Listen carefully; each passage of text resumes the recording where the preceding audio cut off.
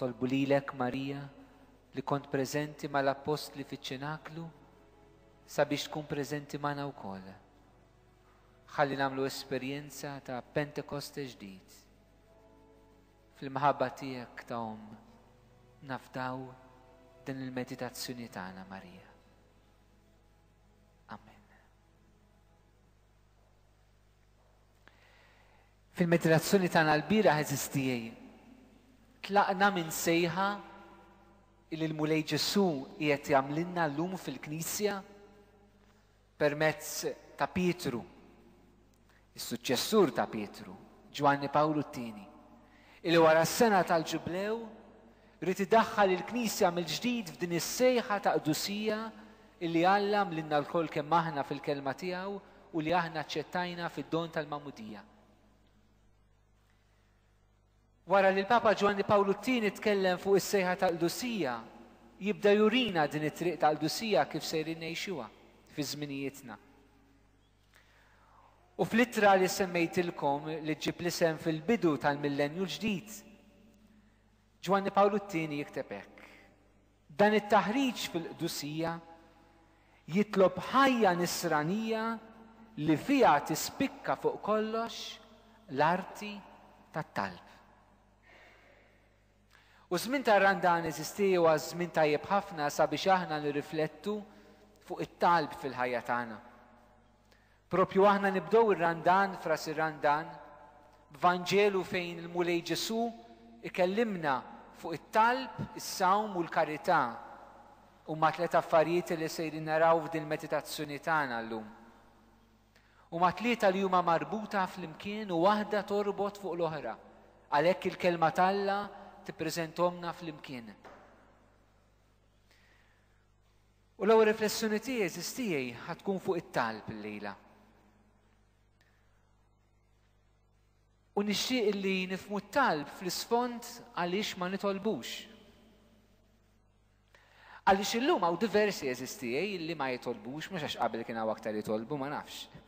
Imma l-fatt huwa li ssib diversi li ma jitolbux, inkluż dawk li huma nsara, inkluż dawk li jiġu l-Knisja nhar ta' Ħadd, li m'għandhomx ħin biex jitolbu. U waħda mir-raġunijiet li naħseb li dak li jkun ma jitlobx hija xejn m'għandux ħin. Huwa maġġel ħafna, l-ħajja vera maġla. M'għandekx ħin biex titlob.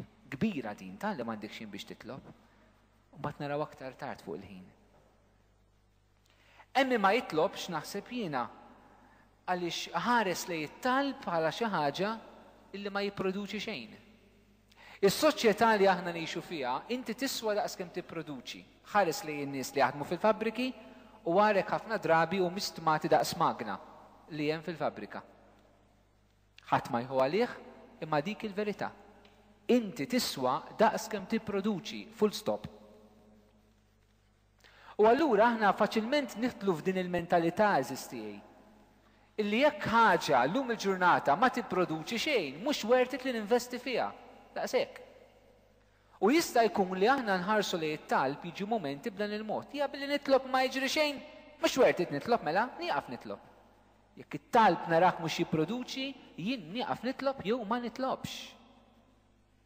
U wara dan kollu eżistijaj hemm kriżi ta' fidi fil-ħajja tagħna nisranija.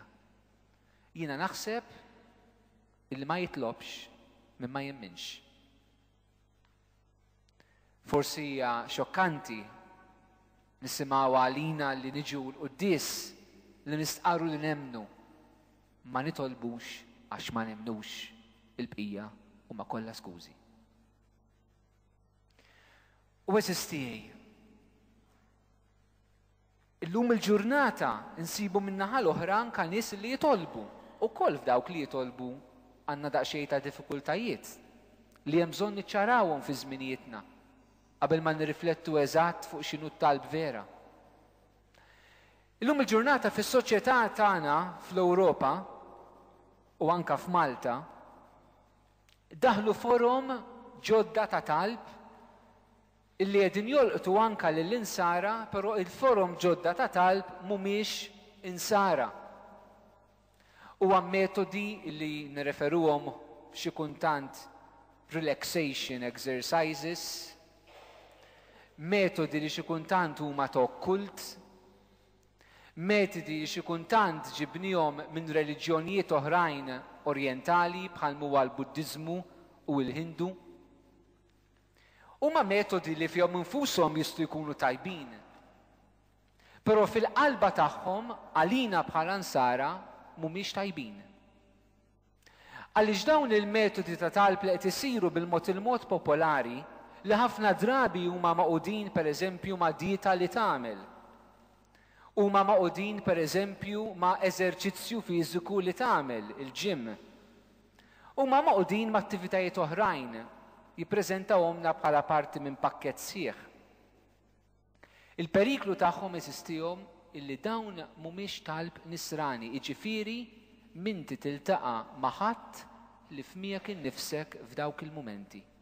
It-talb nisrani eżistijaj huwa laqa ma' Ġesu.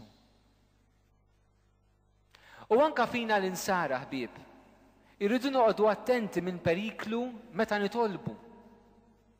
Għaliex jista' jkun li anke fi żminijietna, anke fil-Knisja, jista' jkun li aħna immorru fl-estremi.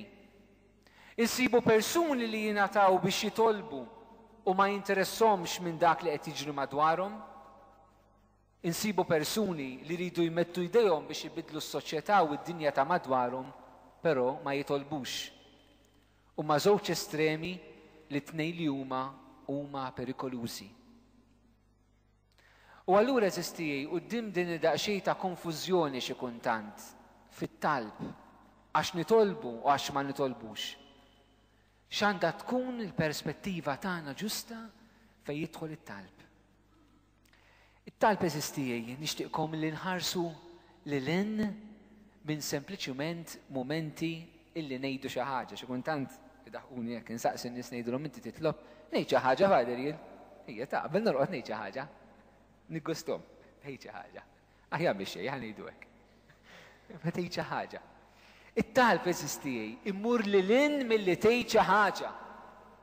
It-talb huwa relazzjoni sħiħa tiegħek ma' Ġesu u hija relazzjoni ta' mħabba.